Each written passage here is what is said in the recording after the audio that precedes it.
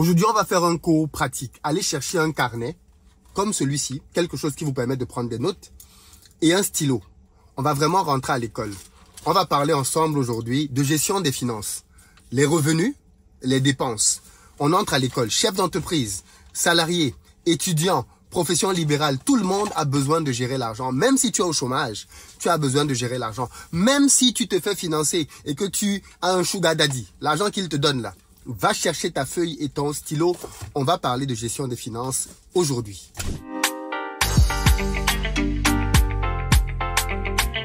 Salut à toi, bienvenue sur ma chaîne, moi c'est Philippe Simo. Ici je te parle de business, d'entrepreneuriat, de mindset, parce que c'est grâce à tout ça qu'on va faire développer notre communauté. Donc si toi aussi tu veux augmenter tes revenus, tu es au très bon endroit. Tu t'abonnes, tu actives la cloche des notifications pour recevoir chacune de nos pépites vidéo comme celle-ci qui vont te donner du très bon contenu pour t'aider à améliorer tes finances. Et puis pour ceux d'entre vous qui êtes en Côte d'Ivoire ou qui arrivez très prochainement en Côte d'Ivoire, vous le savez déjà, on a une société de location sur place de véhicules qui vous permet de vous déplacer de manière sécurisée. Vous n'avez qu'à nous contacter au numéro qui s'affiche afin qu'on mette à votre disposition un véhicule avec ou sans chauffeur selon votre budget. Parlons donc de budget. Aujourd'hui, je vais parler avec vous du b.a.-ba, de la gestion d'argent. Comment on fait pour gérer de l'argent? Vous savez que j'ai fait de la gestion financière un élément fondamental de la réussite. Parce que je pense que si quelqu'un ne sait pas gérer de l'argent, il est comme une passoire. Et vous connaissez tous la passoire, n'est-ce pas? Peu importe la quantité d'eau que tu mets dans une passoire, elle finit par complètement passer. Même si tu prends un océan, tu le mets dans une passoire, tout l'océan va passer. Ce n'est qu'une question de temps. Et en réalité, chacun d'entre nous peut être plus ou moins comme une passoire. Qu'est-ce que je veux dire par là? Je veux simplement dire par là que la manière avec laquelle vous gérez votre argent, en réalité, peut déjà permettre de déterminer si dans quelques mois, semaines ou années, vous allez être complètement broke ou alors simplement vous allez vous en sortir.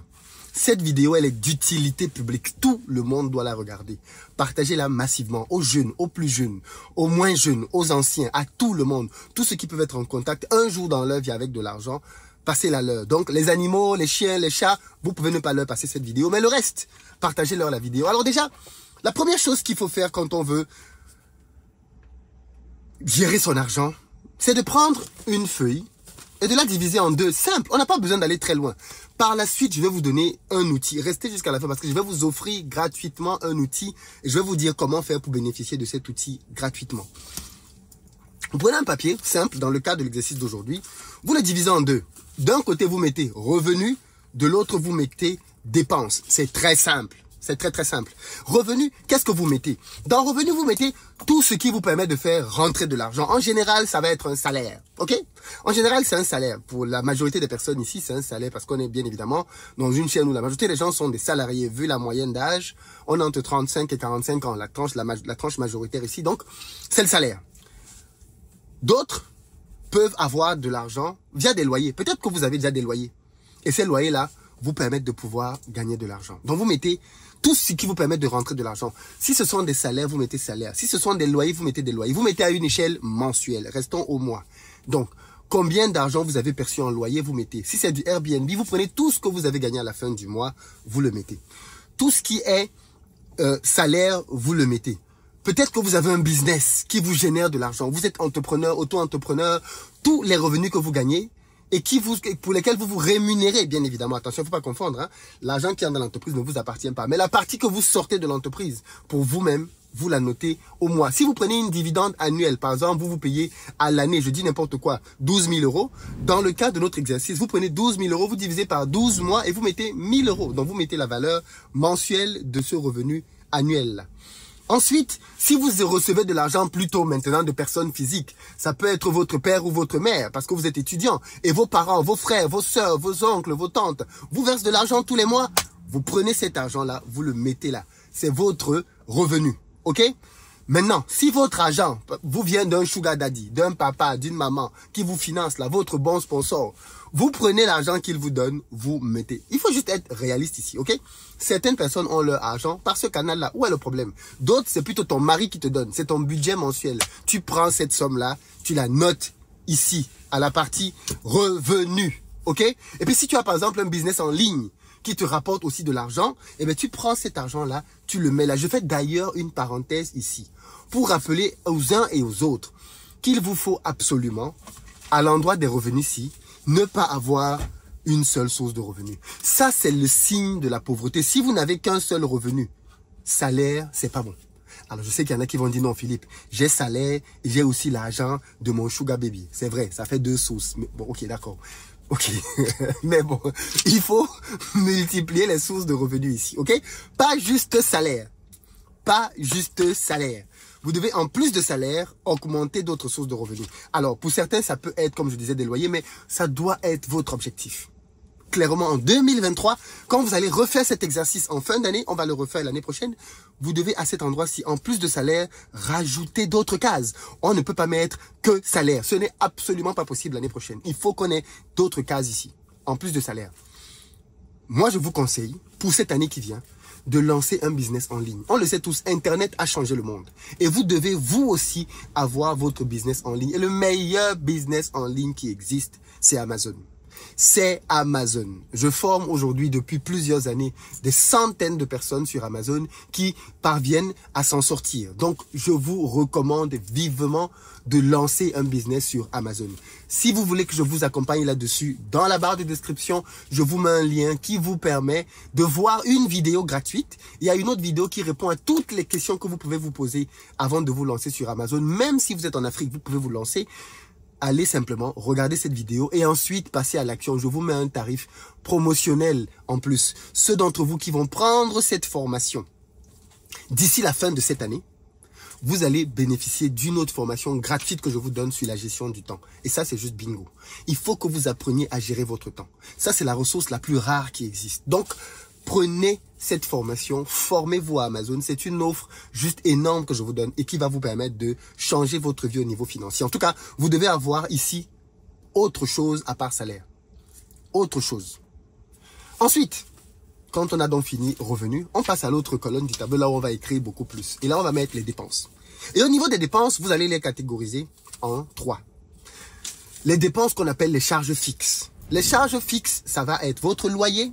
Alors attention, votre loyer doit être au maximum de 30%. Mais je vais revenir dessus dans une prochaine vidéo dans laquelle je vous explique les 5 postes que vous devez optimiser si vous voulez vraiment... Comment je vais me dire ça? Je ne vais pas dire devenir radin. Mais si vous voulez devenir vraiment avoir un contrôle parfait, éviter tout gaspillage, voilà, c'est ça le mot. Si vous voulez éviter tout gaspillage, la prochaine vidéo est pour vous. Parce que dans cette vidéo, je vais vous partager 5 postes que vous devez optimiser dans la maison. 5 postes qui vous font perdre de l'argent dans votre propre maison. Parfois, on va chercher loin. Non, si tu optimises déjà l'argent dans ta maison, tu vas te rendre compte que tu as des sources dans lesquelles tu peux aller chercher des économies. Donc, dans une prochaine vidéo, mes premières choses, le loyer, il doit être au maximum, je dis bien maximum 30%. Même quand vous allez demander un crédit à la banque dit que votre crédit pour acheter une maison ne doit pas dépasser 33% de votre taux d'endettement. Qu'est-ce que ça démontre? Ça démontre que le loyer ne doit pas dépasser plus de 33%. Même le banquier te le dit. Ça veut dire que si tu touches 1500 €, tu ne peux pas habiter dans une maison qui coûte plus de 500 €. Ça veut dire que si tu touches 1 million de francs, tu ne peux pas habiter dans une maison qui coûte plus de 300 000 francs. Ce n'est pas possible. C'est d'abord là que ta première erreur est. C'est que tu dépenses beaucoup trop pour ton loyer. Donc, premier poste, le loyer. Deuxième poste, les charges fixes. Les factures. Factures d'eau. Factures d'électricité, factures de téléphone, toutes ces factures qui reviennent tous les mois et qui ont des montants parfois fixes, même si elles varient, même si les montants peuvent varier un tout petit peu, mais en tout cas, tous les mois, ils reviennent. Ce sont des charges fixes. Ça, c'est la première chose, tu dois les noter. Note. Si tu n'as pas encore pris ton tableau, ton cahier, va prendre ton cahier, tu reviens et tu notes ce que je suis en train de te dire. Donc, je t'ai dit loyer, facture, eau, électricité, gaz. Si tu as un crédit que tu es en train de rembourser, tu le notes là. C'est une charge fixe. Tous les mois, tu rembourses ton crédit. Même si c'est un crédit conso que tu n'aurais pas dû prendre, tu mets quand même tous les mois ce que tu dépenses pour rembourser ce crédit. Deuxième catégorie de dépenses, ce sont les charges variables qui, elles, sont courantes. Donc, elles reviennent tous les mois. Là-dedans, tu vas mettre la nourriture. Tous les mois, tu manges. Donc, combien est-ce que tu dépenses pour la nourriture? Attention, pour bien faire cet exercice, tu dois aller chercher ton relevé bancaire pour ceux qui sont en Occident, parce qu'on fait à peu près tout par carte bleue. Et tu dois voir combien tu as dépensé pour la nourriture. Je ne parle pas simplement de l'argent que tu as dépensé pour faire des courses. Tu dois compter ce que tu as dépensé pour les restaurants, pour les petites sorties. Tu dois compter tout ce que tu as dépensé pour les boulangeries à gauche, à droite. Combien tu dépenses exactement pour la nourriture? Combien? Tu dois pouvoir le noter. Ensuite, tu dois pouvoir, dans la suite, pour les charges fixes, tu dois pouvoir utiliser le carburant. Le carburant. Combien tu dépenses pour ton carburant? Et à ce niveau, si je tiens à préciser quelque chose qui fait mal, mais tu dois d'abord te poser une question. Est-ce que j'ai besoin d'une voiture? Je le redis, si tu es en Île-de-France, la probabilité est grande que non. Parce que tu as un réseau de transport en commun qui est très performant. Si tu vis en région, il faut aussi te poser la question. Combien de temps tu utilises ta voiture? Vous savez, les gens ont acheté des voitures parce que c'est un élément de confort. Mais vous n'en aviez vraiment pas besoin. Alors si tu vis dans un pays comme les États-Unis où tu as de très longues distances, un mauvais système de transport, ok. Mais si tu vis par exemple à New York, dans Manhattan, tu n'as pas besoin de voiture. Donc, il faut que tu puisses évaluer et te demander, est-ce que j'ai un système de transport? Quels sont les endroits dans lesquels tu vas généralement? Maison, boulot. C'est là où tu vas le plus de temps. Est-ce qu'il y a un transport qui te permet d'aller de chez toi à ton boulot? Si oui, laisse la voiture. On n'achète pas une voiture uniquement pour les week-ends. Aujourd'hui, avec Uber, tu peux prendre Uber le week-end pour aller faire tes courses. Et ça te reviendra moins cher que d'avoir une voiture pour laquelle tu payes assurance, carburant et tout le reste, les pannes. La voiture, c'est l'un des postes qui consomme le plus d'argent. Donc, il faut vraiment se poser la question de l'utilité de la voiture. Mais je sais que beaucoup ont des voitures parce que ça fait bien. En tout cas, ce truc de ça fait bien là, ça coûte cher à ta trésor. Troisième type de famille de dépenses, donc maintenant tu as les charges variables qui elles sont, alors qu'est-ce que j'ai noté? Occasionnelles. Parce que tu as les charges variables courantes, comme j'ai dit, dans lesquelles tu as la nourriture, le carburant par exemple, et puis tu as les charges occasionnelles dans lesquelles tu peux avoir les sorties. Pose-toi la question, est-ce que les sorties là sont nécessaires? Honnêtement. Est-ce que toutes ces sorties sont nécessaires? Est-ce que je ne peux déjà pas diviser le nombre de sorties par 2 ou par 3? Parce qu'au lieu de te priver de tout, tu peux déjà commencer par diminuer drastiquement le nombre de sorties. Est-ce que j'ai vraiment tant besoin? Et les sorties, ça prend toutes les formes. Ça s'appelle sorties. Resto, boîte de nuit, club, tout. Boulangerie, c'est des sorties. Prendre le thé, prendre le café, sorties. Aller en week-end, sorties. Ça, ce sont des sorties. Aller en vacances, sorties. Est-ce que j'ai vraiment besoin de toutes ces sorties? Tu peux peut-être diminuer. Voilà, donc tu vas commencer à diminuer, à gagner de l'argent. Deuxième chose, les vêtements. Est-ce que j'ai besoin de m'acheter des vêtements tous les mois? Ici, là, c'est l'occasion pour les femmes. Alors, il y a de plus en plus d'hommes qui sont des fashionistes. Mais est-ce que tu as besoin d'acheter autant de vêtements? Est-ce que tu as besoin d'être autant souvent en position d'acheter des vêtements? Il y a des femmes qui achètent des vêtements toutes les semaines. Tous les mois, il faut qu'elle achète un nouvel article. Tout le temps, elle est en train d'acheter de l'argent pour des vêtements. Et après, c'est encore elle qui va se plaindre d'avoir des problèmes d'argent. Ma soeur, tu as besoin d'acheter autant de choses. Va dans ton armoire et regarde déjà tout ce que tu as acheté, que tu ne portes pas, que tu portes de manière occasionnelle. Moi, je connais des gens qui me disent, oh, mais Philippe, moi, je n'aime pas porter une tenue 2 fois. Ben, la pauvreté a collé à toi, ma chère. Moi, tu gagnes quel argent pour dire que tu vas porter une tenue à chaque fois différente? Non. Les vêtements, deuxième chose. Troisième chose, les voyages. Moi, je suis pour le fait qu'il faut voyager. Je suis pour le fait qu'il faut se faire plaisir. Mais quand on est en mode gestion des finances, on se pose la question. Est-ce que j'ai vraiment besoin de voyager autant? Est-ce que j'ai vraiment besoin de tout le temps aller petit week-end à gauche, à droite? Il faut se poser la question. Il faut se poser la question. Alors déjà, les voyages, c'est pas l'endroit où les gens mettent le plus d'argent. Mais il faut quand même se poser la question. Quatrième type de dépenses occasionnelles, les équipements de maison. Les équipements de maison. Est-ce que j'ai vraiment besoin de ces équipements de maison? Nouvelle télé, nouveau canapé. L'ancien, là, on ne s'assoit plus dessus. Si tu t'assois, est-ce que tu tombes? Si tu ne tombes pas encore, c'est que tu peux l'utiliser. Et même si tu tombes, pourquoi ne pas le réparer? Il y a un mot magique qu'on appelle réparer, que les jeunes n'utilisent plus. On est tout le temps en train de vouloir acheter de nouveaux produits, de nouveaux gadgets, de nouvelles choses. Mais les amis, on peut réparer, vous savez. Il y a beaucoup de choses qui se réparent dans la vie. Donc, avant d'acheter un nouveau truc, est-ce que l'ancien n'est pas réparable? Aussi simple que ça. S'il est réparable, je le répare. Je n'entre pas dans une nouvelle dépense. Quand vous avez donc pris tous ces éléments que je viens de vous dire, vous avez pris d'un côté tout ce que vous avez gagné. De l'autre, tout ce que vous avez dépensé, vous devez maintenant faire la différence. Si la différence est négative, c'est-à-dire que ce que vous dépensez est plus que ce que vous gagnez, alors vous êtes dans le rouge, c'est très grave. Vous devez absolument rapidement agir sur les différents postes que je viens de vous lister. Si on est quasiment à l'équilibre, c'est pas bon. Les revenus doivent être supérieurs aux dépenses. En réalité, quand vous avez fini de dépenser, vous devez avoir de côté minimum 10%. Ça, c'est pour les faibles en économie. Les gens moyens mettent 25%. Les champions commencent à mettre à partir de 40%. Ça veut dire que quelqu'un qui touche 1500 euros, d'abord, comme j'ai dit, ne doit pas payer plus de 500 euros dans son loyer. Et dans les 1000 euros qui restent, il ne doit pas se retrouver normalement à dépenser plus que 700 euros. Tu dois pouvoir avoir à minima 300 euros que tu mets de côté. Alors, je sais que c'est difficile. Mais pourquoi c'est difficile? À cause de tes habitudes de consommation. Si tu revois tes habitudes de consommation, tu vas pouvoir diminuer aussi le poids de tes charges. C'est mathématique, c'est simple. Tu diminues tes charges, ça se répercute sur ton résultat. Je vous offre gratuitement, j'ai promis ça en début de vidéo, un budget. C'est un outil informatique Excel que vous pouvez récupérer. Je vous mets un lien dans la barre de description. Vous remplissez le lien, vous allez le recevoir automatiquement. Ce budget-là va vous permettre de pouvoir déjà faire un premier point. Par la suite, quelqu'un de mon équipe pourra vous appeler pour discuter avec vous de vos finances, pour voir si vous les gérez comme il se doit. C'est important que vous sachiez bien gérer votre argent.